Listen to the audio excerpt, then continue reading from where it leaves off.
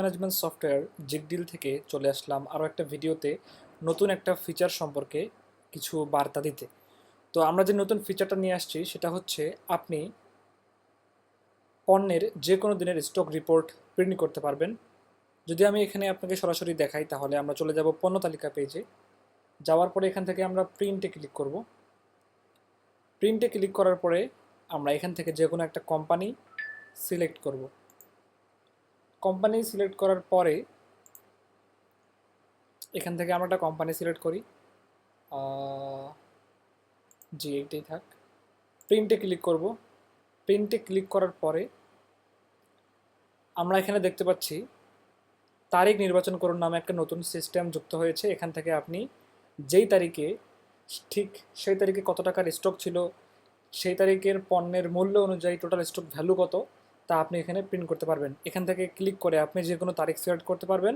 অবশ্যই আপনি যেই দিন প্রিন্ট করবেন বা যেই দিন আপনি এইখানে আসবেন সেখানে ওই দিনের তারিখ এবং তার পূর্বের তারিখেরগুলো আপনি অবশ্যই প্রিন্ট করার চেষ্টা করবেন বা দেখার চেষ্টা করবেন। কারণ ভবিষ্যৎ তো এখনও আসেনি, 9 তারিখ তো এখনও আসেনি, 10 তারিখ এখনও আসেনি, তাই এগুলো সিলেক্ট করলেও কোনো আপনার লাভ হবে না।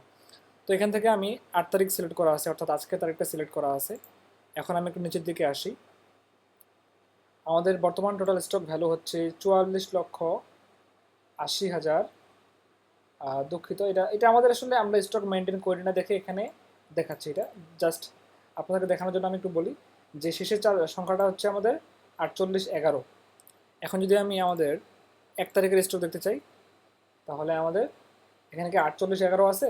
না, এখানে আরও কম আছে, সম্ভবত বেশি আছে। কারণ হয়তো অনেক সময় পণ্য কেনা হয়েছে, আবার স্টক থেকে পণ্য বের হয়ে গেছে, পণ্য বিক্রি করা হয়েছে। তো সেই অনুযায়ী আপনি এখান থেকে এখন আপনি যদি প্রিন্টে ক্লিক করেন তাহলে আপনি সুন্দর একটা রিপোর্ট তারিখ অনুযায়ী, এখানে তারিখ দেখাচ্ছে, তারিখ অনুযায়ী আপনি প্রিন্ট করতে পারবেন। আর এটা কেন দেখাচ্ছে এটা একটু এখনই বলে দিই। আপনি একটা কাজ করবেন, আপনি আপনার কিবোর্ড থেকে কন্ট্রোল চেপে ধরে মাউস দিয়ে ফাঁকা জায়গায় ডাবল ক্লিক করবেন, এখন প্রিন্টে ক্লিক করবেন, তাহলে উপরে আর ওই সমস্যাটা দেখাবে না। এখন পুনরায় আপনি আবার এটা করবেন, কন্ট্রোল চেপে ধরে ফাঁকা জায়গায় ডাবল ক্লিক করবেন, পুনরায় আপনার অ্যাপে আপনি ফিরে আসলেন। তো এটাই হচ্ছে আমাদের মূল ফিচার। দেখানোর উদ্দেশ্য ছিল এটাই যে আপনি তারিখ নির্বাচন করে যে কোনো তারিখের স্টক রিপোর্ট আপনি প্রিন্ট করতে পারবেন, দেখতে পারবেন। ধন্যবাদ।